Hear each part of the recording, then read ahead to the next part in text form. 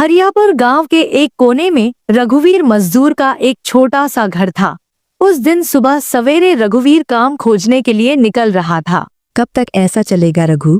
हर रोज सुबह कुछ आस लेकर जाते हो और शाम को निराश होकर लौटते हो। क्या तुम्हें नहीं दिखता कि पूरे गांव में सबसे बुरी हालत हमारी है? क्या करूं राधा, तू ही बता। मेरी किस्मत ही फूटी हुई है तो मैं क्या कर सकता हूं। जब भी हालात सुधरने लगते हैं कुछ ना कुछ ऐसा हो जाता है कि फिर से सब कुछ बिगड़ जाता है। अब देख, पहली बार जैसे तैसे कुछ जमा किया, तू बीमार पड़ गई, सब खर्च हो गया। फिर रतन के पैर में वो गहरी चोट, पूरा इलाज करवाने में फिर से सब कुछ खत्म हो गया। तभी 10 साल का रतन दौड़ता हुआ आया और उसकी मासूम आंखों में भूख थी पर मन में कुछ कहने की हिम्मत भी। पिताजी, मेरे मन में कई दिनों से अच्छा खाना खाने की इच्छा हो रही है। हमारे घर में दूसरों की तरह पकवान क्यों नहीं बनते?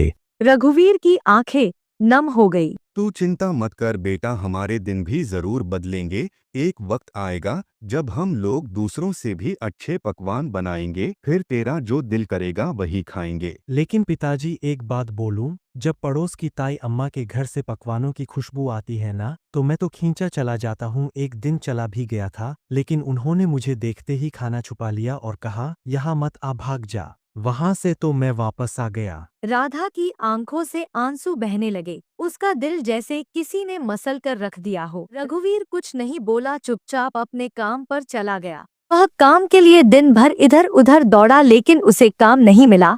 वह चल रहा था तो उसे ऐसा लगा उसकी अब हाथों और पैरों में जान नहीं रही।